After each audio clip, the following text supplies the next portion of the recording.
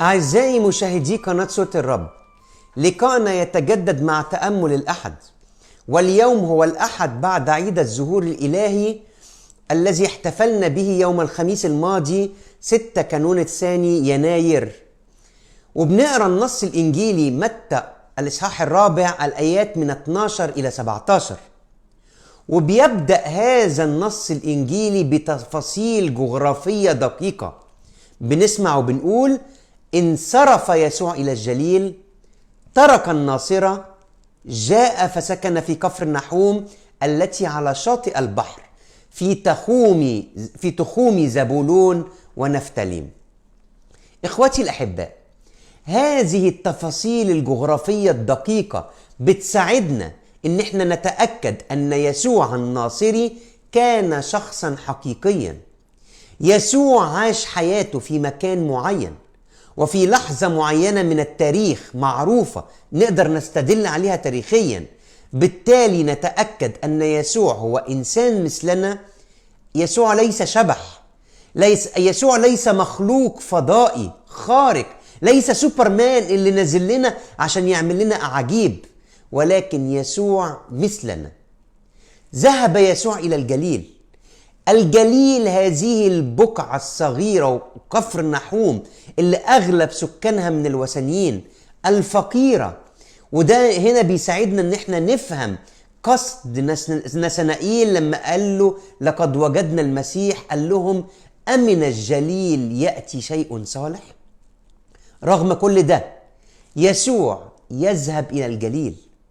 يسوع يبدأ رسالته من الجليل، كأن يسوع بيغامر وبيدخل إلى الظلام، إلى العالم الوثني، إلى عالم الشيطان، لكي يقضي على سلطة الشيطان وقوته. يسوع ينطلق ويبدأ رسالته من الجليل، من الظلام، وكأنه بيحقق الآية اللي سمعناها في هذا النص اليوم، واللي مأخوذة من سفر أشعيا: الشعب الجالس في الظلمة أبصر نورا عظيما، والجالسون في بقعة الموت وظلاله أشرق عليهم نور. رائع رائع. وكل أعمال الشفاءات اللي قام بها يسوع في الجليل في بداية رسالته بتعني إيه؟ بتعني إن يسوع بيقول لنا إن الكمال الإنساني تم استعادته من الشيطان، من قبضة الشرير. يسوع المسيح جاء ليؤسس ملكوت السماوات. ملكوت السماوات هو إيه؟ ملكوت السماوات هو هدفه استعادة الكمال الإنساني. الكمال الإنساني الذي خلق الله به الإنسان الأول آدم وحواء كاملين، ورأى الله أن هذا حسن جدا. يسوع المسيح يأتي ليعيد الإنسان الذي أظلمت الخطيئة قلبه وفكره، يعيد مرة ثانية، ليقول الله: إن الإنسان حسن جدا. وبنقرأ في النص الإنجيلي النهاردة: ابتدأ يسوع يكرز ويقول: توبوا فقد اقترب ملكوت السماوات. بنسمع في إنجيل النهاردة إزاي إن يسوع كرس نفسه لإعلان بشرى محبة الله وعنايته لينا نحن البشر، ويعلن اقتراب ملكوت السماوات. ما هو ملكوت السماوات؟ ماذا يقصد يسوع بملكوت السماوات؟ ملكوت السماوات هو العالم الذي مفترض أن يكون مثل ما خلقه الله قبل الخطيئة. العالم الذي نتمنى أن يكون مكان للسلام، مكان للفرح، مكان للمحبة، مكان لحسن النية، وليس للشر والانتقام والحزن وسوء الظن. محور اهتمام يسوع هو شفاء الناس من جراح ماضيهم وألمهم وخطيئتهم.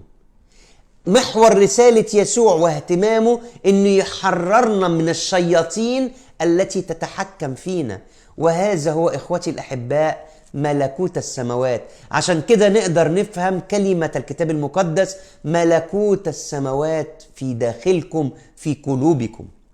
يسوع المسيح بيترك أرضه، أرض الناصرة، ويتجه إلى الجليل، إلى الظلام.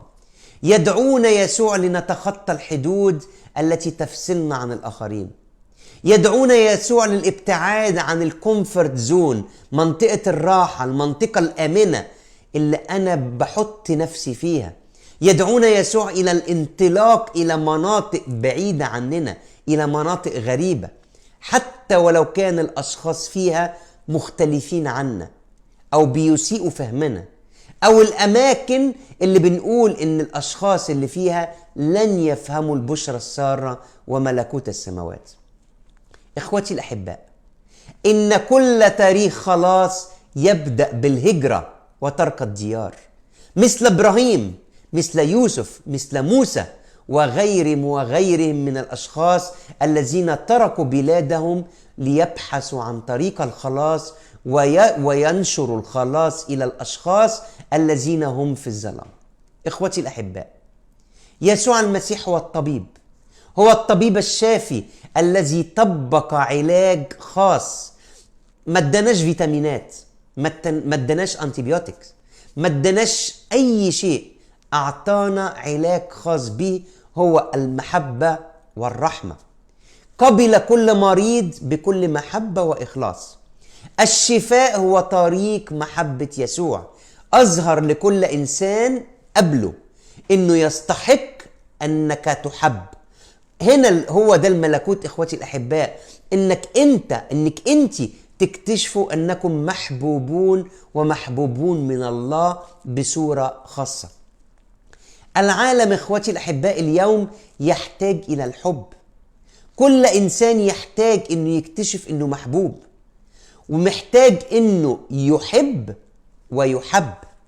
وهذا هو ملكوت السماوات، أن تحب وأن تحب. مفيش حد يقدر أن يعيش بدون المحبة، بدون أن يحس أن الناس بتحبه وأنه يحب الآخرين. عشان كده بنسمع قول القديس: أحبب ثم افعل ما تشاء. إخوتي الأحباء، كل رئيس، كل قائد يتم تنصيبه على مكان في هذا اليوم يتلو خطاب أو رسالة لتنصيبه وتوليته هذا الكرسي. والنهاردة يسوع بيعلن لنا خطاب توليه رئاسة هذا العالم وملكوت السماوات. ما هي هذه الرسالة؟ توبوا فقد اقترب ملكوت السماوات. هذا هو محور رسالة يسوع المسيح. عشان كده إنجيل هذا النهار اليوم بيدعو كل واحد فينا، أنت وأنتي وأنا، هل يسوع هو النور الذي ينير حياتك اليومية المظلمة؟ إيه هي الوسائل المتاحة ليك وليكي عشان تكتشف هذا النور اللي في حياتكم اليومية الروتينية؟ يسوع إخوتي الأحباء يدعونا للتغيير. هل أنا أسمح وأقبل إني أغير بعض العادات والطباع اللي فيا؟ هل عندي الشجاعة إني أطلب أحيانا المساعدة من الآخرين؟ كل دي أسئلة النهاردة هذا النص بيطرحها علينا. هل أنا أستطيع أن أكون نور يضيء للأشخاص الآخرين الذين في الظلام؟ هل أنا أصلي من أجل الآخرين؟ هل أنا أحب الآخرين؟ هل أنا أرحم الآخرين وأساعد في إزالة ألمهم؟ كل هذا إخوتي الأحباء يجعلني أعيش الملكوت، يجعلني أساهم في تحقيق ملكوت السماوات اللي بيدعونا إليه يسوع المسيح. عشان كده إخوتي الأحباء رسالة هذا اليوم مهمة جدا: توبوا فقد اقترب ملكوت السماوات. عيشوا المحبة، عيشوا السلام، عيشوا الهدوء، عيشوا الانفتاح على الآخر. هكذا نعيش ملكوت السماوات. آمين.